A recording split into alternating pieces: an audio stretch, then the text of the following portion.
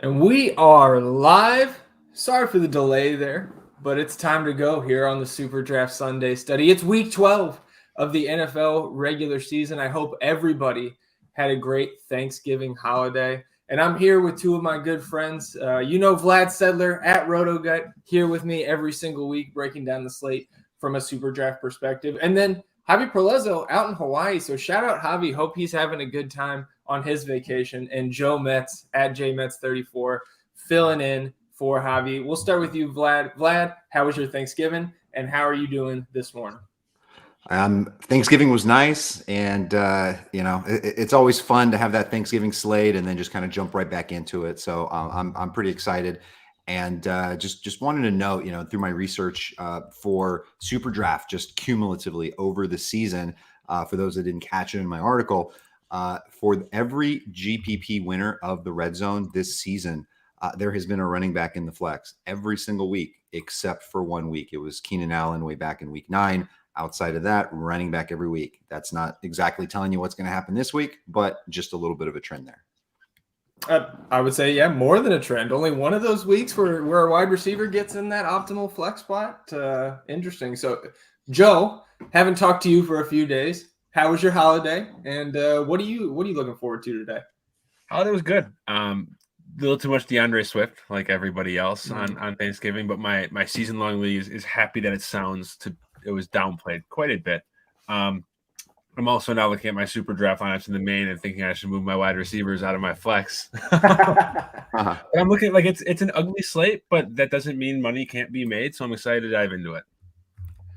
Yeah, man. Me as well. Obviously, we've had some good success here on the SuperDraft Sunday Study, and I was right there with you. More obviously in my season-long leagues where I have a ton of DeAndre Swift. Only in my 3 most important leagues do I have DeAndre. So I'm hoping he's coming back sooner rather than later. But as we get into it here, as always, we're talking multipliers here on SuperDraft. Instead of your typical salary cap structure, if you've never played on SuperDraft before, you can go to ftndaily.com. We've got a comprehensive site review you can read through, learn a little bit more about this format, about this site. And then you go to superdraft.io. When you get registered and sign up, you use the promo code FTN. And on any deposit of $100 or more, SuperDraft is going to give you $100 in bonus funds. So one of the best deals in the industry there. You can get your bankroll started and get in the lobby and start winning, because the Red Zone tournament, right? 125K prize pool today, 20K to first. It's less than half full. And, I will say all the SuperDraft oriented content at FTN Daily, fellas, as you guys know, because us three, kind of rotate through the NFL content every week. All that SuperDraft content is free at FTN Daily. But for all of our premium content right now, through the end of today, if you sign up at FTN Daily or any FTN package, I believe, with the code Black Friday, that's going to be good for 40% off. And if you sign up, say you do NFL monthly with that code, that's going to give you 40% off every month until the end of the season. So a great Black Friday deal here at FTN as well. So with all that shilling, fellas, let's get into some of the plays, and we'll start. As always, we talk about the multiplier plays on SuperDraft, and obviously that's the main format. But Super 15, another new game mode that SuperDraft has rolled out this season, and it's very similar to the kind of the, I don't know if you call it memes, but you see these on Twitter, Instagram, TikTok, whatever. You got the 5x5 grid of players here, and $15 to build your lineup, and SuperDraft's got cash games and GPPs with this format. This is the Week 12 grid here. So, Joe, let's start with you. When you look at this grid here in Week 12, what stands out to you in Super 15?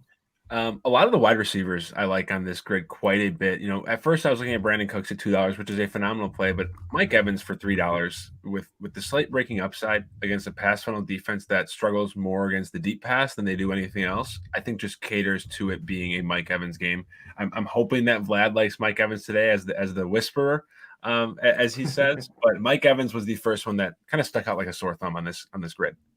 Vlad, sorry, go ahead. I was going to say, you blow it once and you lose your whisperer card. So, last week, Mike Evans, but I forgot the number 1 rule. You do not play Mike Evans as the chalk. This week he's not, but we'll talk about that in a minute. I'm in on that play as well. $3 is pretty solid. I'm going to get a little gross here. A $1 Evan Ingram. been kind of going back and forth with him all week, but just the way things are shaping up, and this game actually could end up being gulp high scoring. There aren't many plays. It's very concentrated on the New York Giants side of the ball with Saquon Barkley, Evan Ingram, Slayton, and Galladay. So Ingram facing the Philadelphia defense that is worst in the league against tight ends, gives up the most super draft points. Ingram doesn't top 50 yards very often, but this should be an outlier game for him.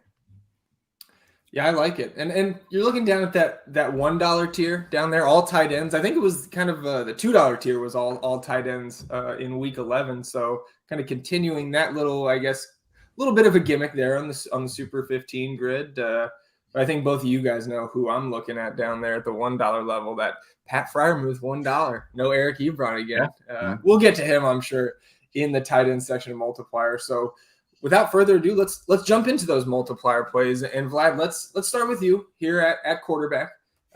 Some names I think on our show sheet that we don't see every week, but it's kind of a product of this slate. Some interesting matchups, and where I want to start is Tyrod Taylor, 1.5x, right? Texans Jets, pretty much a game that makes you hurl. From a real life football standpoint, but for fantasy, maybe some meat on the bone here with Tyrod. So talk to me about him and any of your other quarterback plays. Yeah, I mean, if there was any week to play Tyrod, it's against this defense. And what we're hoping for here is a game where both teams have implied totals in the low 20s. You want the bad defense to win out here, and for a lot of points to be scored. There is a possibility that both teams can't take it into the 30s. It is a little bit of a gross play everywhere else, but here at 1.5x, I think you have to highly consider it. Especially you're going to have a lot of people pairing him with Brandon Cooks, and you can come back with Elijah Moore or Ty Johnson on the other end of that. But Tyrod Taylor really hasn't been throwing a lot of passing touchdowns. You figure that changes a little bit here, and of course, you can always run one in. So I'm good with Tyrod at 1.5. Joe, are you on the Ty God over there? I know there's multiple QBs on the slate who have that rushing upside. So is Tyrod a priority for you? Tyrod is in my pool, but my priority is Cam Newton at 1.3. I assume he's going to be popular, and I understand that. But at 1.3, we saw him with 3 total touchdowns last week, 2 on the ground. He still attempted almost 30 passes too, so it's not like his volume saw a massive dip. And Carolina ran at a faster pace with Cam Newton under center than they did with both Sam Darnold and PJ Walker under center. So I think that bodes well to just the volume in this role. And Miami's defense is one of arguably the worst pass defenses in the league. So if you don't want to strictly rely on that rushing upside, this is a matchup that should be able to highlight his passing abilities as well. Well, how about some of these guys? Like we're talking about these guys with elevated multipliers, right? But you look at the Vegas board today. I think Tampa and Indianapolis kind of stands out above the rest from a total standpoint. So Vlad, are you looking for? You talked about Mike Evans on the Super 15 board. Are we looking at Brady? He's down at the floor, 1x, yeah. But is he playable? Yeah, I think on a slate like today's, where you have a lot of really good quarterbacks off the slate, no Lamar Jackson, you had some, Mahomes on bye week, you had some guys playing Thanksgiving. This is an opportunity for a 1x guy to end up in the optimal. Pointed out in my article earlier this week that only once has a winning lineup in the red zone actually had a quarterback higher than 1.5. The week that I had Mike White there at 1.85. I came close, but I did not win it. If you're looking at just the top lineups, I could do another study for the top 10%. You don't see that often. So on a slate like today's, you don't have a lot of guys beyond the Tyrod and Tua range that we can even consider, to be honest. So that's why I think, when you're looking at Tom Brady at 1x versus some of the guys at 1.1 and 1.15, I do think he's the strongest play, especially if the Colts could hang in this game, because the way to beat them is through the air, most receiving touchdowns allowed. So Tom Brady 1x, and I would probably double stack that as well. Joe, I assume you're also you find Brady an acceptable piece here, but your guy Aaron Rodgers also on this slate today in the big matchup against the Rams. Anybody else near the multiplier floor at quarterback that you're targeting? It would be Brady. I also like Justin Herbert at 1.1. This Denver defense hasn't, to quote Derek Brown, hasn't really lived up to the preseason expectations on paper. Losing Von Miller obviously affects that pass rush. And Justin Herbert, when the volume's there, he absolutely airs it out. We have multiple times where he has thrown over 350 passing yards, 2 in the last 3 games. And at 1.1 in a game where he could very well blow up because that run defense is still better than the pass defense. I think that's a nice 10% boost on his score, where I would prefer him to an Aaron Rodgers at the same multiplier. That makes sense to me. Our guy Charlie chiming in. Appreciate Charlie tuning in. Seems like he's here every week. So again, we appreciate that. But one guy we didn't mention, and I think the second highest total on the slate is Minnesota going out to San Francisco to take on the Niners. Joe, Vlad, Joe, we'll start with you. Any interest in 1.2x Kirk Cousins? I don't hate it, but I am pretty high on Dalvin Cook today. So because of that, I find myself a little less on the passing attack. If I do play Kirk Cousins, I would still probably play Dalvin Cook and then pair him with a Justin Jefferson or Tyler Conklin at tight end. What about you, Vlad? I'm a little off Minnesota's offense today. I know that's a little contrarian here. And for just whatever reason, I think that San Francisco gets off to an early lead. I think they dominate. And just essentially shut them down. So not a huge fan of his today. I think it might be a week to skip Cousins and Jefferson. Anybody else at QB here, Vlad, before we can move on to the running backs? I mean, we discussed Tyrod Taylor. I think Matthew Stafford is a sneaky one as well at 105. Mm-hmm. I don't think anyone's going to be touching him. I think that game could get interesting. Obviously, Green Bay likes to keep things slow. Rams like to pace things up, and we know Aaron Rodgers and his crew of receivers are not afraid of a shootout. So if that does occur, I think Matthew Stafford, if you go low multiplier with a Cooper Kupp, you sort of balance it out. There are enough guys, especially the running backs that we'll talk about in a bit, that are over 1.5. I think you can balance out some Stafford lineups that way.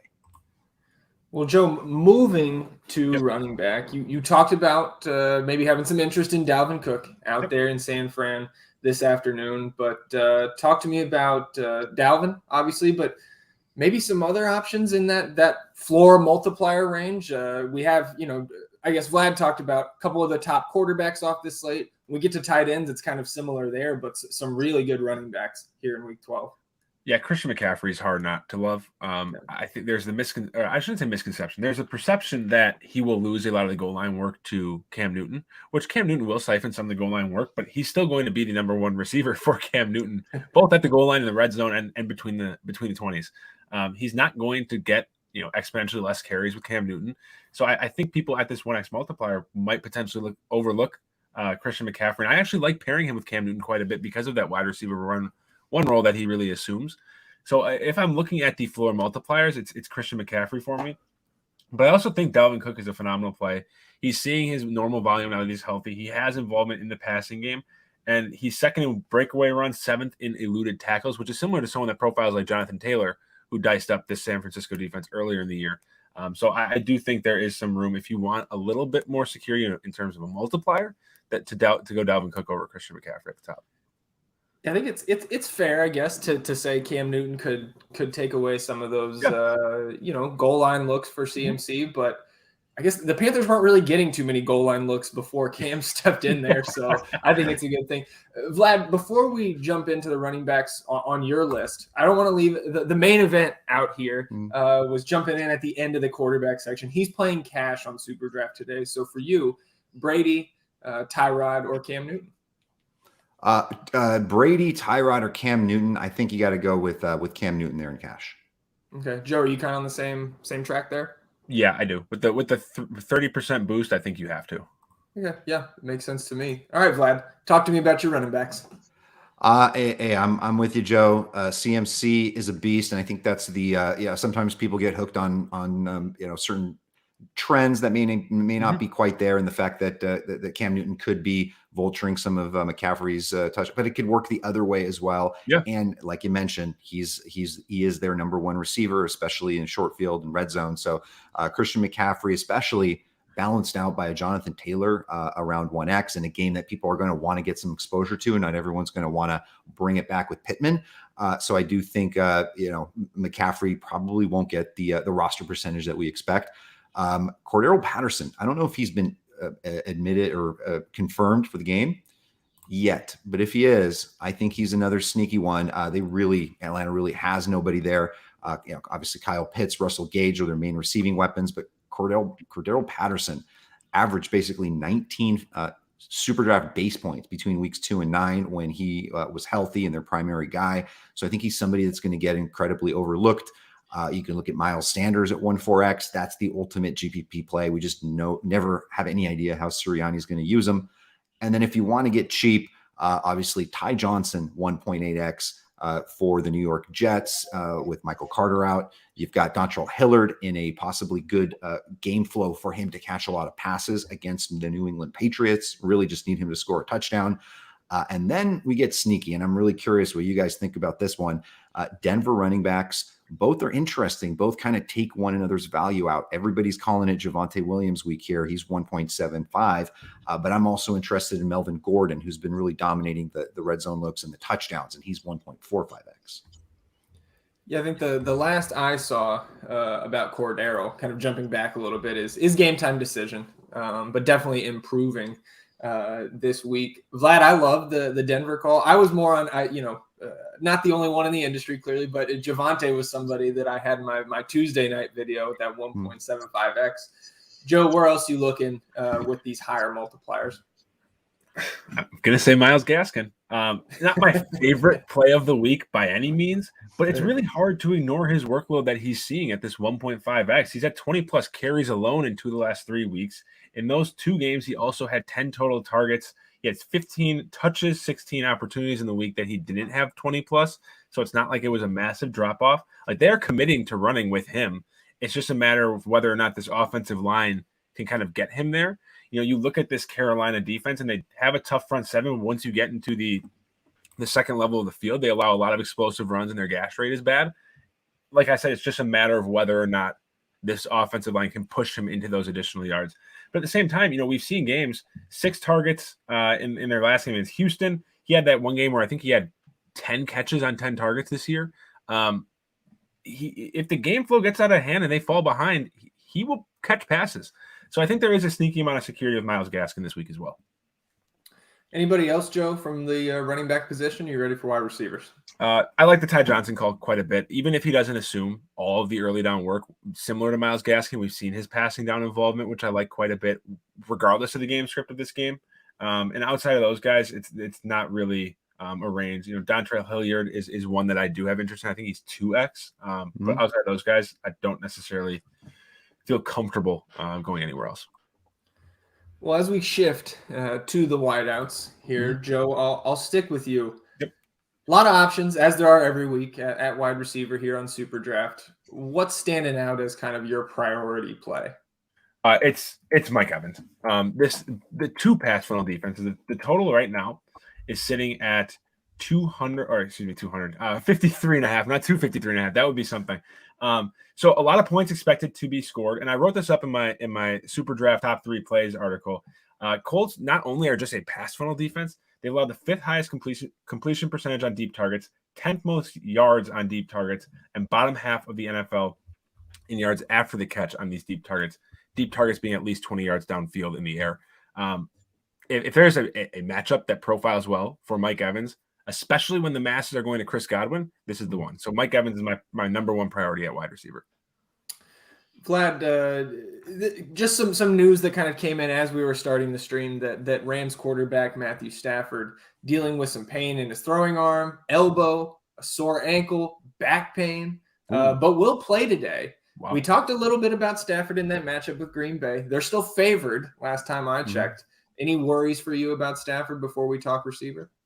I mean, what that does for me is kind of make me recognize that the line has been on point, because for me it was just really odd to see, even though it's the Packers defense, but they are without Jair Alexander, one of their best corner. The fact that the Rams had a implied total under 25, to me, just something seemed odd. You've seen Stafford been off a little bit the last few weeks, so that'll kind of make sense. There's some really solid individual plays on here, but some of them have just such low multipliers. So that's a good call. That might take me off. There's no real reason for me to force somebody in major pain all over the place, one little hit and he's done, to really focus on somebody like that today. Yeah, that makes sense to me. Well, we've talked plenty about Mike Evans. I assume you're also fine rolling him out at wide receiver in the multiplier mode. Anybody else really sticking out to you here at wideout? Yeah, I do kind of feel like it's a nice spot for Devo Samuel, 1.25x, nice little 25% bonus on his multiplier. And it's just a great week for that offense. We've seen just how easily shredded Minnesota has been getting lately, and bottom three in super draft points allowed to wide receivers. Devo obviously a dual threat as a runner and a pass catcher. Probably see him sort of get back to his normal amount of targets this week. Maybe run a little bit less because I do believe Elijah Mitchell is going to play. But it's just an absolute smash spot. Him versus Brashad Breeland is, it's baby stuff. So big on Devo. I like Michael Pittman as well as on the bring back there, just because the price is right around 1.5, which is a nice multiplier. Brandon Cooks, I think, with the Tyrod works really well. And then sneaky, man, I'm going to just go right back to it. But I think I'm going to have some Kenny Golladay today, 1.5x. I'm making 40 lineups by hand. Not quite done yet. I think I'm going to get some Golladay in there. It could just be, hoping that things happen here, but something's got to give, especially if Philly gets off to a big lead, and someone needs to catch passes over there. Maybe with basically new coaching happening, maybe that offense opens up a little bit, and Golladay finally plays to his talent level now that he's healthy. Dude, I fellow hand builders unite. That's all I have to say.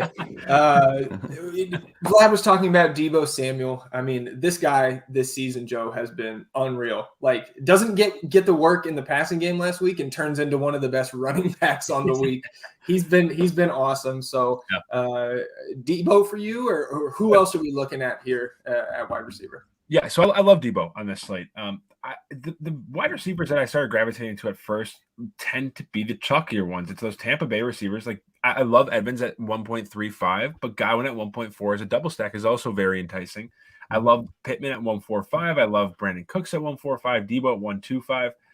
If I want to differentiate that mid multiplier range, I think someone like Deontay Johnson, based just strictly off his volume, with at 1.4 is someone that I would have a lot of interest in. I also like Mike Williams quite a bit at 1.45x. Elliott hit on it in his 10 under 10 article. He had a semi breakout again, like post hype sleeper breakout kind of thing after a few down weeks last week. And again, this is a beatable Denver defense, and if people are going to flock to Keenan Allen, why don't you just go with the home run threat in Mike Williams at 1.45? I did have interest in Cooper Kupp at 1x, and I did have some interest in Odell at 1.55, but with the news on Matthew Stafford now, I feel much safer. Like if you want the base multiplier, I now feel much safer, even against Jalen Ramsey going Devontae Adams. And I'm definitely fine getting off Odell for those other mid-priced multipliers with this Stafford news now. Vlad, anybody else for you here at wide receiver? Or are we ready for tight ends? No, I'm just going to say I'm a super stubborn analyst and DFS player. But when you see fellow studs on the team like Elliott and David Jones hype up Mike Williams and actually point out to me it's a good play, I'm ready to convert. So I'm in on it. I'm always a Mike Williams fan. I'm not sure why. I didn't really see it earlier this week, but now it's really clear to me. So I think there's a nice some secondary correlations there with Mike Williams. And then, with Judy or Sutton or one of the running backs there that I think could work out really nicely. Yeah, I mean, tailing Elliott or David this season. If you've been doing that, you've been doing well in daily fantasy or with your bets. Let's talk tight end here, and no surprise to anybody that knows me. I would have one person on my super draft list at this position, and it would be Pat Freiermuth at, I believe, 1.75x in that range, with Ebron going to the IR. But Vlad, I'll stick with you. Who's your priority at tight end this week? Man, I really like Gronk a lot in these stacks. I know 1.25. He'll be in some Brady stacks, but other than that, man, I just feel like everybody's going to Freiermuth, and I'm in on it too. Like if I'm playing cash, I'm going to load up on him. It's just everyone's healthy. There's so many weapons there in Pittsburgh with Najee Harris, Deontay Johnson, Chase Claypool, Pat Freiermuth. So if you're playing Freiermuth, you're just hoping you're not getting one of those 5 for for 60 games, which you'll do, and it could play in the optimal, you really want those 2 touchdowns for Freiermuth. And anything can happen. It's absolutely possible. He's shown it before. He's a stud. So I'm in on that. So Freiermuth, Gronk, in on Pitts, and then Evan Ingram as well. Kind of gross, but for the matchup against the team allowing the most points to opposing tight ends, the Philadelphia Eagles. Yeah, you mentioned all those Steelers getting healthy. TJ Watt also healthy for that defense, so definitely going to help my Pittsburgh team out there. Joe, Vlad mentioned, Travis Kelce on bye, Darren Waller, Thursday slate and hurt. Hawkinson, Thursday slate. Yep. A lot of those top tight ends missing. What are your priorities? So I like the Freiermuth call quite a bit. I didn't include him on the list just because of the ownership, but 2 matchup-based tight ends that I like: Evan Ingram against the Eagles, who have allowed the most production to tight ends on the season. Kyle Rudolph is out, and Kyle Rudolph had the higher red zone and end zone target share between the 2 tight ends, despite Ingram's overall higher target share. And with now Sterling Shepard out, Kadarius Toney out, there is a lot of opportunity here where I think at 1.55, as bad as Ingram's been, it's going to be somewhat difficult for him to fail, given all the favorables that he has working for him. I also like Noah Fant at 1.35x, as Derek Brown alluded to. If you were looking at a matchup and you aren't targeting a tight end against the Eagles, you want to do it against the Chargers. They've been gashed by athletic tight ends all season, and Fant profiles as just that. He 17% target share with Jerry Jeudy back, hasn't taken as big of a hit as Cortland Sutton has. So I expect him with this Chargers defense being stout elsewhere in the passing game, I expect him to be able to exploit the middle of the field for Teddy Bridgewater at 1.3x. And I'm fine with George Kittle as well. I'm never super comfortable with the passing volume in that offense. Yeah, that makes sense to me. There's just so many viable tight end options with Hardy multipliers here. The 1x for Kittle just doesn't jump out as much as you might think it would. We'll close it out as we always do with our top stacks. So Joe, I'll stick with you. Top stacks on SuperDraft here in week 12. So there's the chalk with the Tampa Bay and the Colts. What I'm finding my builds being most common is stacking those receivers, but leaving the quarterbacks out. And then going like a Cam Newton with a Christian McCaffrey plus DJ Moore stack, or a Tyrod plus a Brandon Cooks with a Ty Johnson bring back, and then those Tampa Bay receivers. So I really like the Tampa Bay and Indianapolis game, more from like an ancillary piece perspective, and then kind of stack the higher multipliers from either Houston and New York or Carolina. Vlad, close us out. Yeah, I think one of the things that I have a feel on this week is this is a week to do less game stacks, and you sort of mix and match and do those secondary and tertiary correlations. The one thing that I am doing on a lot of my builds is I'm not necessarily having an Indianapolis Colts, somebody on the Indianapolis Colts side. I will play Brady with 2 of Evans, Godwin, and Gronk, and just fill out at other positions that are not on the Colts. You don't always have to play in that fashion. And then the other advice I'll give is go ahead and don't be afraid to sometimes stack your quarterback with the passing running back. So like or receiving running back. So like a Cam Newton with Christian McCaffrey, a Justin Herbert with a Austin Eckler. You can be just fine to go in that direction as well. Well, that's going to do it for us, everybody. Our half hour is up, but we appreciate everybody tuning in. Before you go, again, if you haven't signed up yet for SuperDraft, you go over there, use the promo code FTN. Any deposit of $100 or more, SuperDraft's going to give you $100 in bonus funds. And even though all the SuperDraft-oriented content here at FTN Daily is free, be it NFL, NBA, any other sport, any of that premium content, you can use the code Black Friday, scrolling right underneath us right now. Black Friday gets you 40% off any FTN package. And if it's monthly, that's going to carry through the end of any the respective sports season, right? You subscribe with Black Friday to NFL Today, you're going all the way through the end of the season, 40% off. So a great deal there, both at SuperDraft and at FTN. So Joe, Vlad, it's been fun as always. I appreciate you guys being with me here on Sunday morning. Again, for those of you who are subscribed to FTN Daily's NFL package, D-Bro, Derek Brown, and Kyle Murray, the optimizer extraordinaire himself, are live now talking NFL DFS, all the sites leading up to lock here in week 12. So go check them out. For Joe, for Vlad, I'm Zach. As always, good luck in your contest this week.